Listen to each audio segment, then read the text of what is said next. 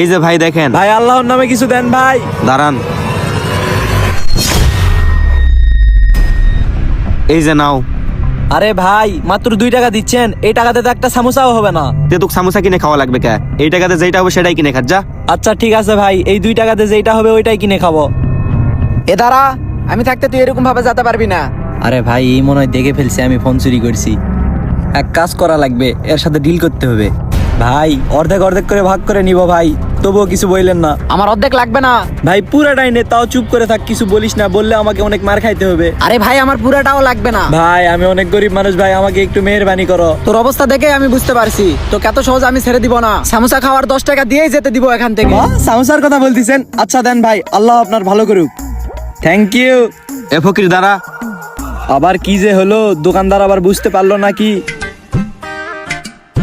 জি বলেন ভাই। আরে আমার তো মনেই নাই সামনে রমজান মাস আসতেছে, সে কারণে আগে থেকেই ফকির মিসকিনদেরকে বেশি বেশি করে দান খয়রাত করতে হবে। আমি তোকে টাকা দান করতে চাচ্ছি, তুই নিবি? আরে ভাই কেন নিব না, আমাদের তো ধান্দা এটা, দেন। আচ্ছা দাঁড়া, আমি দিচ্ছি।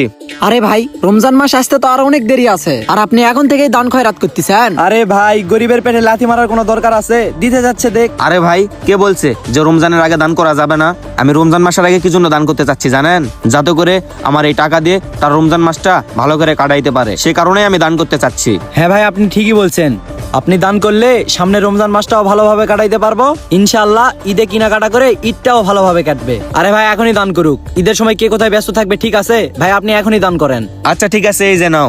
আপনাকে অসংখ্য ধন্যবাদ ভাই। আচ্ছা একটা কথা, তোমার হাতে কি হয়েছে?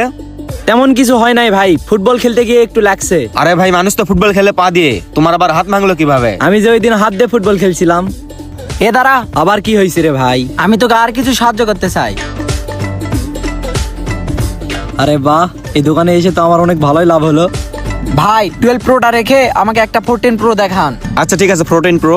আরে এখানে যে 14 প্রোটা ছিল, 14 প্রো কোথায় গেল? ভাই আপনি কি এখান থেকে 14 প্রো নিছেন? আরে না না ভাই, আমি এখান থেকে কেন ফোন নিতে যাব? আমি তো আপনার সামনেই দাঁড়া আছি, আপনি মনে হয় এখানে ফোনই রাখেননি। আরে ভাই আপনি কি বলতেছেন এসব? আমি তো আমার নিজের হাতে 14 প্রোটা এখানে রাখছিলাম। ভাই আপনার মালিক তো সামনে রমজান মাস দেখে অনেকগুলা টাকাই দান করলো, আপনি কিছু দেন। এ দারোয়ান, ভিখারিটাকে ভিতরে পাঠিয়ে দাও তো। ভিতরে মালিক ডাকতেছে, ভিতরে যান। ওহো, আবার মনে হয় কিছু দান করবে, আজকে এই দোকান থেকে বড়লোক হয়ে যাব। দেন ভাই, আর কি দিবেন? আরে ভাই আমার এখানে যে মোবাইল ছিল, মোবাইলটা কি হলো? কি মোবাইল গায়েব হয়ে গেছে? আমার মনে হয় আপনার এই দোকানে জিনভূত আছে।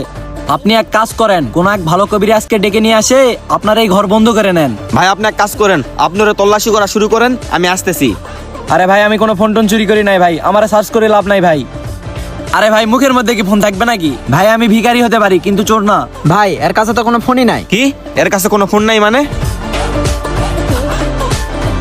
ভাই আমি আপনাদেরকে প্রথমেই বলছিলাম আমার কাছে কোনো ফোন নাই। আপনারা গরিবদেরকে সাহায্য করেন, পরে আবার আপনারাই নির্যাতন করেন। ভাই আমাদের ভুল হয়ে গেছে ভাই, কিছু মনে করেন না। আচ্ছা ঠিক আছে ভাই, আল্লাহ হাফেজ। আরে এই তো ফোন, তার মানে এই ভেস ধরেই তুই চুরি করিস? মারো রে।